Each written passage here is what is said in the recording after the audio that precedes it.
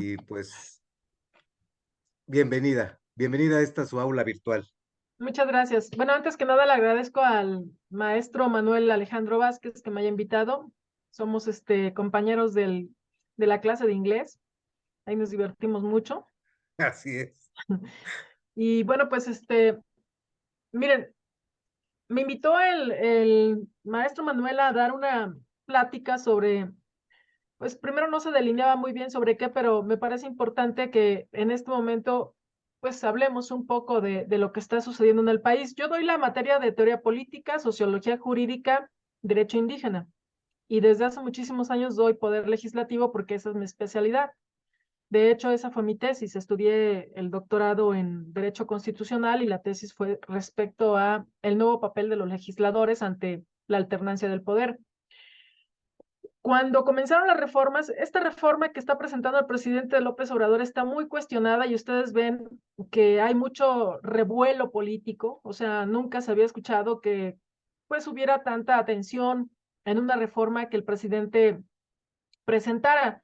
Primero hay que decir, y seguramente ustedes ya lo saben porque ya van de salida, por eso pregunté en qué semestre iban.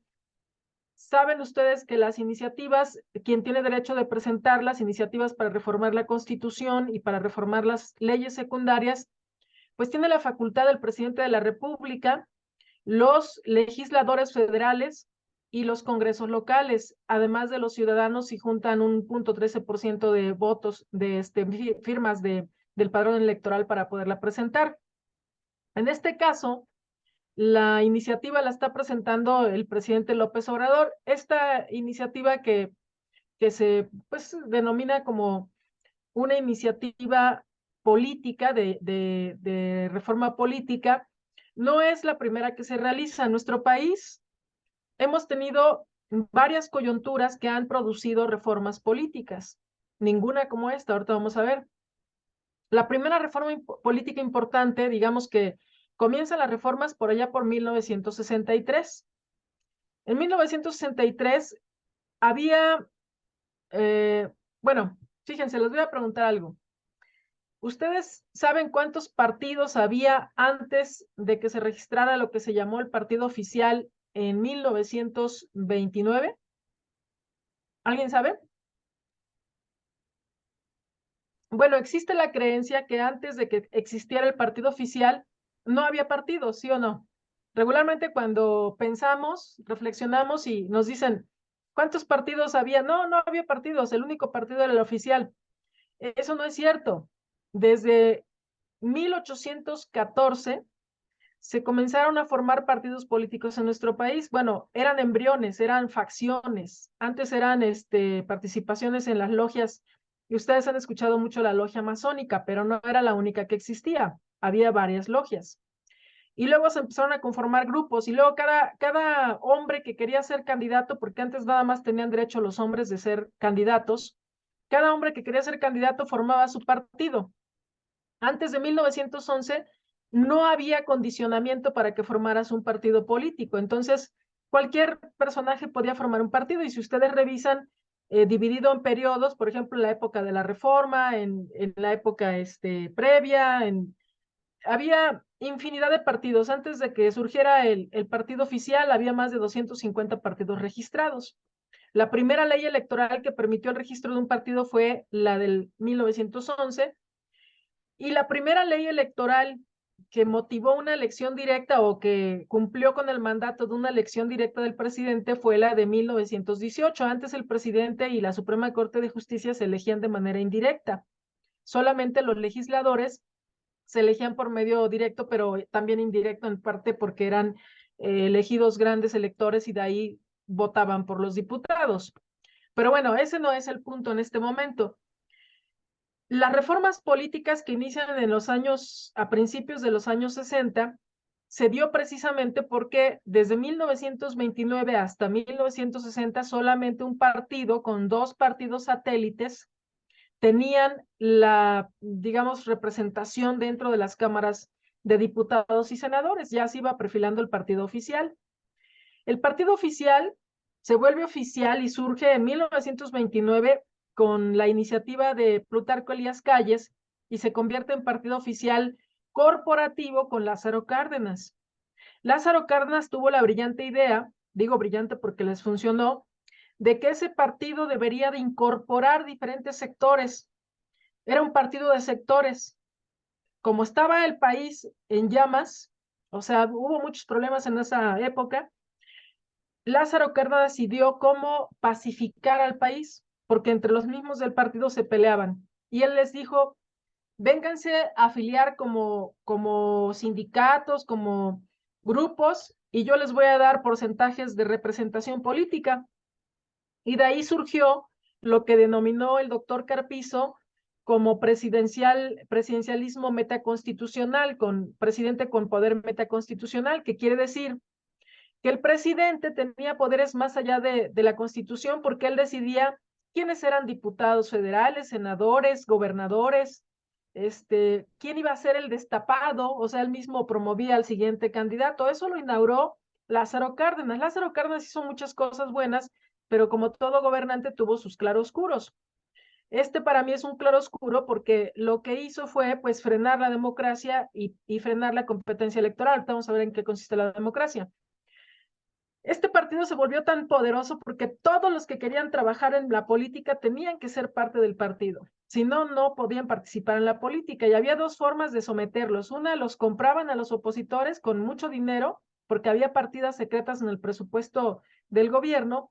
Y la segunda era que los mandaban reprimir. Por eso había antes estas desapariciones forzadas, no son nuevas, antes eran del Estado, eran por parte del gobierno, eran represión contra los opositores. Hoy son del narcotráfico las desapariciones o los grupos criminales. Entonces, cuando se empieza a dar el proceso a ustedes les han de interesar mucho ahí en derecho bancario, porque cuando se da el proceso de urbanización o el proceso de industrialización de nosotros, 100 años después de que se dio en Europa, por allá por 1950, comienzan a generarse muchos problemas y conflictos en las zonas urbanas, por ejemplo, la Ciudad de México con todos sus alrededores. Ustedes saben, quizá les han contado y a lo mejor viven ahí, les han contado sus papás, sus abuelos, que muchas de las colonias de nosotros en la Ciudad de México se formaron a partir de las invasiones, a partir de pues la toma de tierras, etcétera, etcétera, ¿no? Nezahualcóyotl, Iztapalapa, Gustavo Madero, todo lo que se extendió alrededor de la Ciudad de México fueron porque miles de personas empezaron a trasladar a las zonas, empezaron a ser los bloques de las zonas urbanas, se trasladaron en el proceso de urbanización hacia las zonas céntricas del país. Este proceso generó conflictos normales porque crece la población, crecen las necesidades de servicios, agua, luz, vivienda, todo. Y se empiezan a mover los ciudadanos, el partido muy listos, porque la verdad es que el partido oficial le tenemos que reconocer que a diferencia de América Latina, que tuvo que vivir procesos de dictaduras, en México no se vivieron esos procesos de dictadura, a pesar de que sí se vivieron momentos de mucha represión. Ahorita vamos a ver algunos. Estos procesos de industrialización, de urbanización, de concentración de población generan conflicto y el gobierno lo resuelve ampliando el espectro para la participación política. Ya se comenzaban a dar los movimientos armados, pero todavía no eran importantes.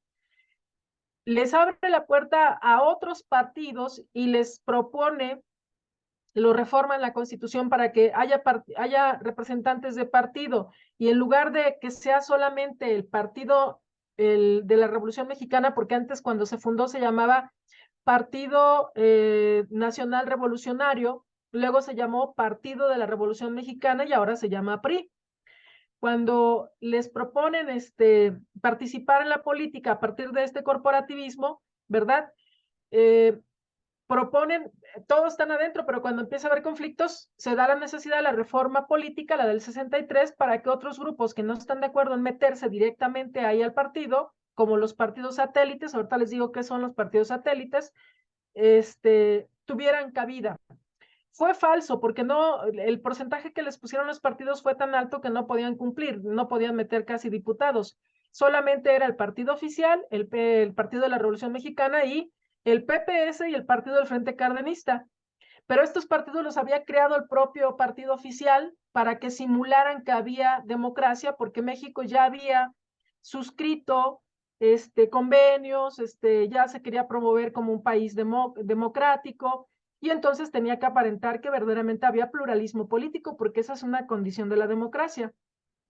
Esta primera reforma tiene una pequeña modificación en 1967 que casi nadie menciona, pero se empiezan a generar movimientos armados, movimientos radicales, y aparece la Liga 23 de septiembre, aparece el movimiento de Lucio Cabañas, Genaro Vázquez, todos los jóvenes empiezan a mover y se viene la represión de 1968 y los jóvenes se enojan y se siguen organizando y sigue habiendo visos pues de movimientos armados y represión del gobierno, porque eso sucedió a nivel internacional. 1968 fue la represión contra los jóvenes en todo el mundo, en China, en Estados Unidos, en la Unión Soviética, en todos lados había represión contra los jóvenes porque se movilizaron por diferentes cuestiones que aquí no vamos a profundizar, porque si no nos vamos a tardar mucho.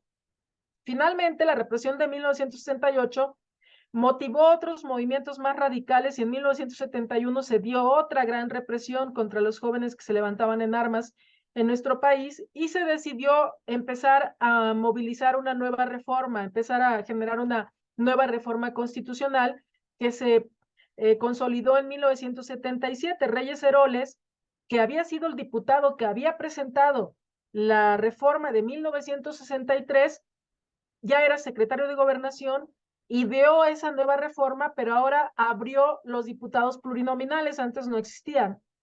Eso le permitió a los grupos radicales, que pues eran electorales, algunos de ellos de la izquierda principalmente, sumarse a la vida institucional por medio de los partidos.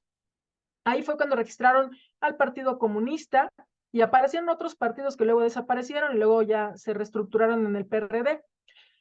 Esta nueva reforma dice, el presidente del INE, Lorenzo, tiene un análisis en uno de los artículos constitucionales que se reformaron en estos libros que ustedes deben de conocer, que se llaman Los Derechos del Pueblo Mexicano, que ahí hacen un análisis de artículo por artículo. Él hace un análisis y dice, esa fue la verdadera reforma al parteaguas del sistema político mexicano. Para mí, la verdadera reforma fue la que conformó al Instituto Electoral, pero vamos a ver por qué. Sin embargo, 1977 empieza a reconocerse el pluralismo político de nuestro país y se empieza a dar una participación colectiva más pues ciudadanizada, pero no tan profunda como sucede en 1988. Se siguen los movimientos sociales, se producen más de 300 movimientos sociales de ciudadanos en todo el país, con una u otra participación protagónica, poca o mucha, pero ahí estaban. Se vienen los sismos de 1985 aquí en la Ciudad de México, se caen las casas del centro y también en Guadalajara. El sismo afectó México, la Ciudad de México y Guadalajara. Las personas en la Ciudad de México, desde la urbanización en los años 50, desde todo el proceso de industrialización, vivían hacinadas. Vivíamos hacinadas, yo también vivía en el centro. Y entonces, pues la gente se organiza, sale a la calle de manera espontánea a exigirle al gobierno que les den vivienda, porque lo que descubrió el sismo es que cada casa que se caía había 4 o 5 familias hacinadas. Eran casas muy pequeñas y la gente vivía ahí como podía. Estas personas empiezan a encabezar un movimiento y se empieza a dar todo un movimiento social, empieza la efervescencia social. Eso no hemos tenido oportunidad de verlo, ojalá y que, digo, no debería de ser, pero yo deseo que ustedes lo vivieran porque es algo que motiva para participación política. Yo empecé a participar ahí. Yo fui afectada en los sismos del 85 y también me sumé al movimiento urbano. Tenía yo 19 años, era estudiante de la Facultad de Ciencias Políticas en la FES Acatlán. Bueno, más bien era en la FES Acatlán, no en la facultad. Estaba yo estudiando sociología. Yo estudié sociología. Bueno, a este movimiento se le suma, ustedes quizás sí conocen cuál fue la historia del movimiento. Muchos de los que ahora quieren pelear la rectoría vienen de ser líderes de nosotros en ese tiempo de estudiantes, que no han hecho gran cosa por la universidad, pero ahora quieren ser los rectores. En fin, a este movimiento se le suma otro que es el de los sindicatos. Coyunturalmente en 1986 empiezan a mover los sindicatos también. Y luego se viene el movimiento político en 1988 encabezándolo Cuauhtémoc Cárdenas. Cuauhtémoc Cárdenas era priista. Cuando no le quisieron dar la candidatura al interior del PRI, él argumenta toda una situación adentro del PRI para pues postulados, algunas causas que ellos quisieron proponer para evidenciar que no estaba cumpliendo el gobierno oficial, o sea, el que emanaba del partido oficial, y se da esta pugna al interior del PRI, termina en rompimiento. Si ustedes estudian teoría del Estado, teoría política, se darán cuenta que hay algunos movimientos algunos movimientos coyunturales que son determinantes para producir cambio social. Y este movimiento de 1988, que inició Cuauhtémoc Cárdenas, Porfirio Muñoz Ledo y Efigenia Martínez en 1987, fue fundamental para que se diera lo que pasó en los años 90. Ahorita van a ver. Se da la movilización de 1988 y varios grupos que éramos radicales, que algunos venían de la guerrilla, algunos veníamos de grupos antielectorales, pues no estábamos de acuerdo quizás en apoyar a Cuauhtémoc Cárdenas, pero como luchábamos por exterminar el régimen, entonces nos sumamos a que Cuauhtémoc Cárdenas encabezara esa posibilidad. Imagínense nada más, ¿no?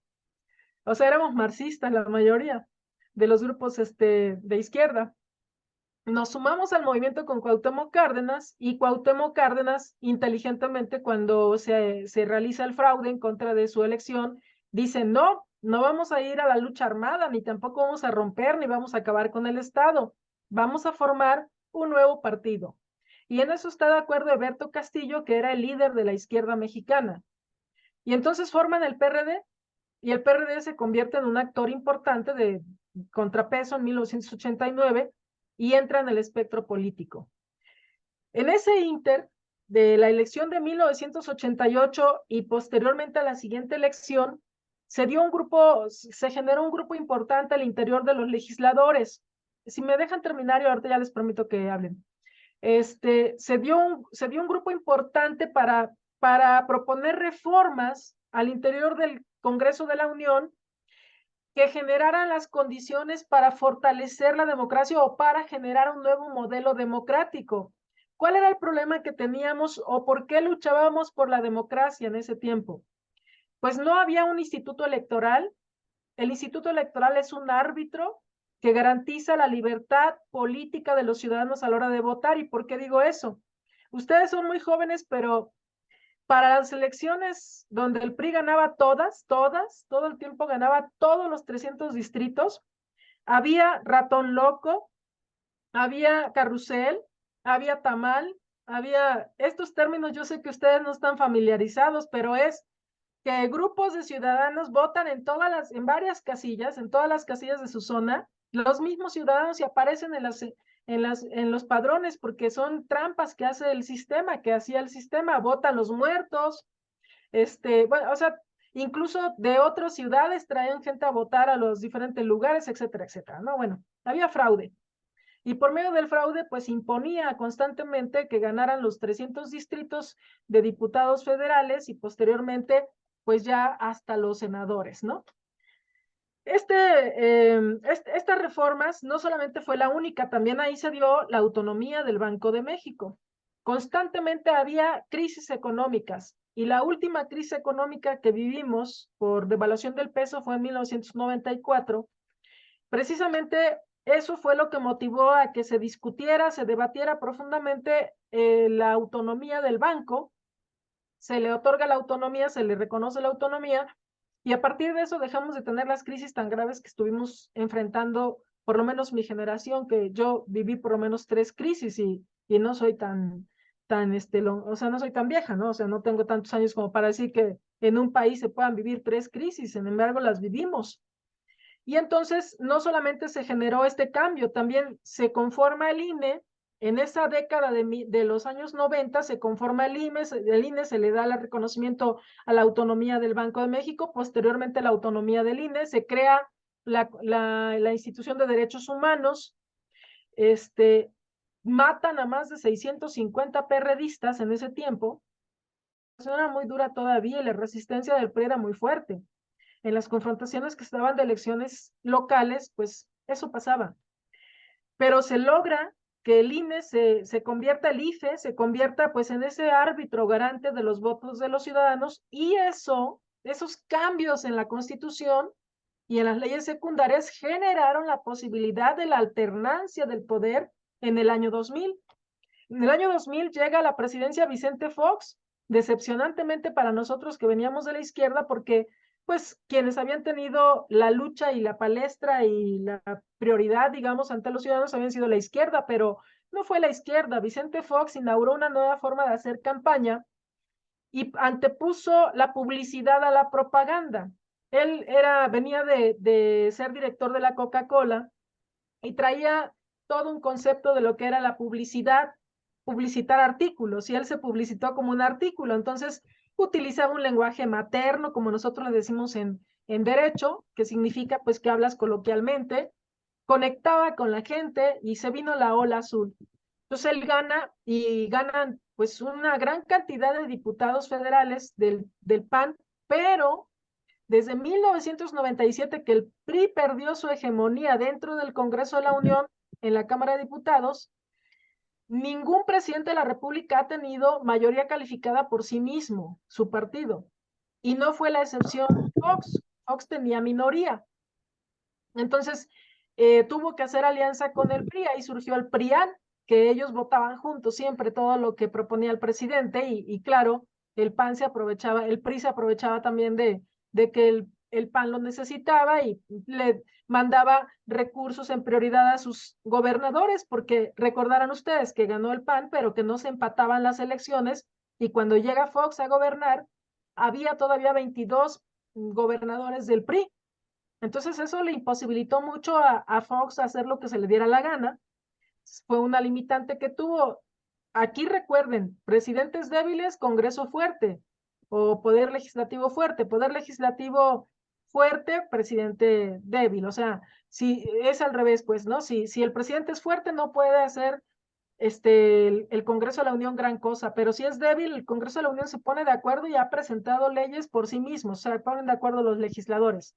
Aquí el presidente era débil y terminó confrontándose con los diputados de tal forma que en el 2005 se dio una confrontación tan fuerte que terminó la Suprema Corte de Justicia por primera vez interviniendo en un conflicto entre los dos poderes por el presupuesto. Recuerden que el presupuesto es una función exclusiva de la Cámara de Diputados y no le gustó a Fox que le recortaran el presupuesto. Cuando tenían la presidencia hegemónica, los priistas no le recortaban ni un punto ni una coma al presupuesto del presidente. Cuando se da la alternancia, revisan todo, se empiezan a dar todos los cambios y hay un verdadero contrapeso al poder legislativo.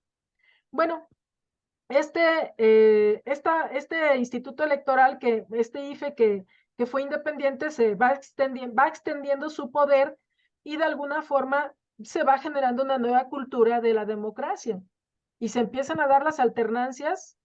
A nivel local ya había habido una alternancia pactada, dicen las malas lenguas, entre el PAN y el PRI, porque el primer gobierno que fue alternativo al PRI fue en Baja California y lo había ganado el PAN, pero decían que había sido una negociación por el fraude de 1988, nadie lo puede comprobar. Pero se empezaron a dar las alternancias en el Poder Ejecutivo y los congresos locales se empezaron a conformar de manera plural. Ya no era solamente el PRI el que tenía todo, sino se empezó a generar un pluralismo en integración política desde todos los ámbitos, municipal, todos los niveles, estatal y federal. Eso generó condiciones para hacer muchos cambios constitucionales y leyes secundarias que no se habían producido durante el periodo que tenía hegemonía el PRI. Esto democratizó más el modelo de gobierno mexicano y claro, por eso hoy pues hay una queja respecto a que no se quiere que se cambie la Constitución. ¿Cómo llega López Obrador? Pues con estas mismas reglas que se lograron ir modificando y con su tesón de él, porque hay que reconocerlo, si es una persona que a lo mejor no nos guste cómo toma decisiones ahora, es una persona que estuvo constante durante las 3 campañas, haciendo campaña casa por casa a todos los municipios, todo el mundo lo conocía y bueno, con el discurso que tuvo, que conectaba un discurso pues cuestionador de una corrupción que era cierta, ya vimos, ¿no? De varios actores políticos del PRI y de otros partidos que gobernaban. Y bueno, pues eso hizo que la estepa estuviera seca, ¿no? Y que prendiera en su momento. Y entonces tuvo una gran votación cuando todavía se estaba discutiendo si la siguiente elección íbamos a formar un gobierno de coalición. Todo el mundo pensaba que el presidente iba a ser débil y que iba a requerir los acuerdos con los otros partidos para crear un gobierno de coalición y generar gobernabilidad en nuestro país, cosa que no sucedió. López Obrador, como cualquier populista de América Latina que han llegado al poder, llegó con muchísima legitimidad, muchísimos votos a su favor. Los que conocemos a López Obrador, yo puedo decir que lo conozco muy bien porque trabajé muy cerca de él durante muchos años, sabíamos su forma de gobernar, pero no habíamos visto las dimensiones bajo las cuales tomaba decisiones, ¿no? Y pues hoy se ha visto, ¿no? En fin, él presenta su reforma electoral constitucional, pero no logra la votación. ¿Qué es lo que pretende con esta reforma electoral? So pretexto que los representantes del poder electoral, los del consejo, principalmente el presidente y los consejeros, ganan altos salarios, agarra de pretexto para conectar con la gente. Él quiere hacer una reforma para reducir el poder del INE, quitarle la autonomía al INE. ¿Por qué quiere hacer esto? Porque el presidente López Obrador, primero pensábamos que se quería reelegir, no sabemos si todavía lo quiere hacer, pero cuando salieron los papeles de estos que se filtraron de Guacamaya, lo que se descubrió ahí, lo que todo el mundo decía a voces era que el presidente estaba enfermo. Entonces, creemos que el presidente pues está verdaderamente enfermo y que él sabe que no le daría para otro periodo y que entonces él está pensando preservar a su partido pues durante muchos años más, ya no, a lo mejor ya no con él, pero que quienes se queden tengan la seguridad de que van a prevalecer. Y es por eso pues que están cambiando las reglas del juego. ¿Cuál es el problema con el cambio? El problema con el cambio que proponen, como no pudo tener la votación calificada porque se necesitan 2/3 partes, calificada es 2/3 partes del Congreso de la Unión y 17 estados de la República que le digan que sí a su reforma constitucional, él propuso este llamado Plan B.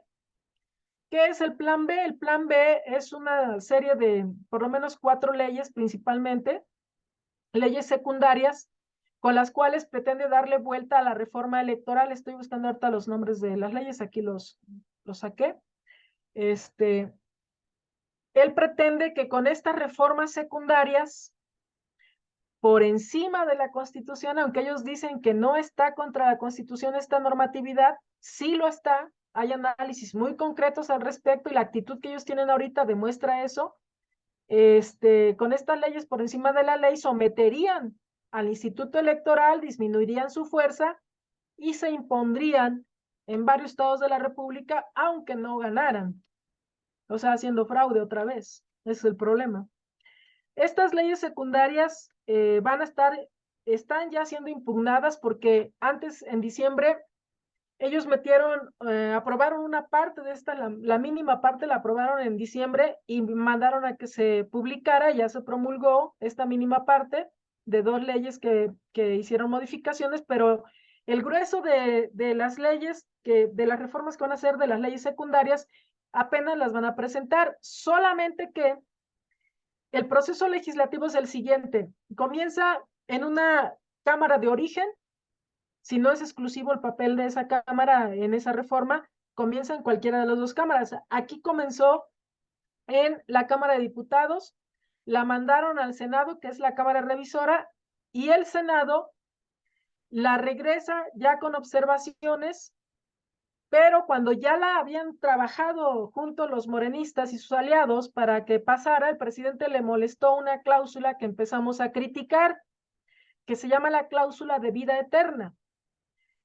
La cláusula de vida eterna implica que los partidos políticos emergentes, pequeños, les decimos nosotros, que son rémoras de partidos grandes como el Verde Ecologista, se les transfiera los votos de los partidos grandes sin que los hayan tenido. Es decir, ustedes van y votan en una boleta por el nombre del candidato y el nombre del candidato trae los 3 partidos, PT, Verde Ecologista y Morena. Y entonces los de Morena le regalan votos a los del PT y a los a los de Verde Ecologista para que sigan sobreviviendo. Y claro que el presidente de la República no le gustó eso tampoco. O sea, eso lo habían pactado entre los diputados y les dijo que no. Y con eso, con ese pretexto, pararon la reforma, pero ahora no la quieren aprobar, no quieren aprobar las leyes secundarias que saben que son inconstitucionales y que la Suprema Corte de Justicia les va a decir posiblemente que no van a pasar, que no pueden pasar, que son anticonstitucionales, son inconstitucionales. Pues ahora están haciendo tiempo porque no, hay una norma en donde no se puede, no se pueden hacer reformas que trastoquen la elección presidencial 90 días antes o 180 días, no sé, ahorita la voy a ver, no me acuerdo exactamente, pero hay una periodicidad para poder hacer reformas. Si la Suprema Corte de Justicia no logra meter sus dictámenes, su sentencia de esto que le van a meter, porque le van a consultar a la Suprema como recurso de inconstitucionalidad a los partidos, si no lo logra hacer antes de que se termine el periodo, van a quedar en firme esas reformas, aunque sean inconstitucionales. Entonces, ese es el problema que estamos enfrentando ahorita y por eso ustedes se dan cuenta que se está convocando a una movilización otra vez en el Zócalo de la Ciudad de México y en todas las ciudades principales del país para protestar, porque estas reformas prácticamente ya están aprobadas, ya nada más falta que alcen el dedo, pero si se tardan más, no va a haber tiempo para poderlas echar abajo y lo que está tratando de hacer el presidente. Vean ustedes el proceso. Se hace la reforma en el Congreso de la Unión, pero el presidente es el que publica y el presidente lo que puede hacer es agotar los tiempos, guardarla y agotar los tiempos y esperarse al final para que ya no puedan hacerse los cambios. Esa es la chicanada que se le dice. Chicanada es una palabra que se usa en el argot legislativo para decir que alguien está manipulando el formato para poder aprobar una ley. Entonces, en eso estamos. Ahorita, las leyes déjenme ver, les voy a decir cuáles leyes están. Acá está. Las leyes que bueno, que van a entrar que están en controversia y algunas y otras que se van a presentar, el plan B, son la ley general de instituciones y procedimientos electorales, la general de partidos políticos, la orgánica del Poder Judicial de la Federación, la general de comunicación social y la general de responsabilidades administrativas. También se iba a derogar la de ley general de los medios de impugnación en materia electoral. Esas son las leyes del plan B. ¿Qué cosa hizo el presidente de la República cuando supo que se iba a convocar a una nueva manifestación en el Zócalo? Pues él convocó otra. Entonces, la confrontación, la división en el país, pues está en su punto más rojo, porque pues unos nos vamos a manifestar el día 26 en el Zócalo, y otros van a manifestarse en marzo a convocatoria del presidente para demostrar su poderío. Así están las cosas, muy complicadas, porque pues íbamos en un proceso de fortalecimiento de la democracia, pero esto pues obviamente frena la posibilidad de este modelo de fortalecimiento y lo está comprobado en los países en donde se dan estas decisiones de gobiernos populistas. No es que sea despectiva. El populismo tiene ciertas características de ejercer el poder. No es un modelo alternativo a la democracia, es una actitud del personaje. Es como decía Maquiavelo, ¿no? El príncipe es lo importante, no es lo importante el gobierno, la forma de gobierno. Como decía Hobbes, el Estado tiene que ser total, ¿no? No, aquí el problema es de las características de un personaje populista, pues son que es autoritario, que critica a todos los opositores, que los trata de aplastar. Y vean ustedes lo que hizo con el propio Cuauhtémoc Cárdenas, que fue él el que lo metió a la política en el PRD. El ingeniero Cárdenas mete a López Obrador, lo desplaza a López Obrador, y esta no es la primera vez que lo descalifica en público al ingeniero Cárdenas cuando le reclama que es un autoritario, conservador por haber hecho esta organización que salió apenas, que convocaron también a defender al INE. Pero ya había habido un otro momento cuando lo desaforaron al presidente López Obrador como jefe de gobierno, lo acompañó Cuauhtémoc Cárdenas y un grupo de personas cercanas a López Obrador lo abuchearon y le empezaron a gritar traidor, traidor. Pero una manera de descalificarlo porque pues el rey no puede tener competencia, ¿no? El rey es el rey y no puede tener competencia. Entonces, pues hasta ahí estamos. ¿Yo por qué voy a defender al INE? Pues porque viví ese proceso, lo defendí, me siento creadora de ese proceso. Yo daba mi vida por la democracia, era de la izquierda radical en su momento, era de grupos radicales, milité en grupos como Punto Crítico y posteriormente milité 20 años en el PRD hasta que tuve un problema con López Obrador en el 2006. Si ustedes googlean, ahí se van a dar cuenta, tuve un problema muy grave, pero yo trabajaba muy cerca de él, entonces pues lo conozco.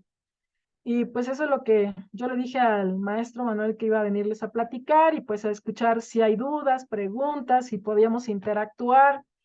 Pues me parece muy interesante en términos académicos y de pues construcción de análisis político lo que está sucediendo. A mí me emociona mucho en esos términos, pero en términos de lo que va a pasar en la democracia, pues claro que me causa mucha preocupación, ¿no? Pues eso sería el comentario, ¿no? Gracias. Claro que sí, hay muchas gracias.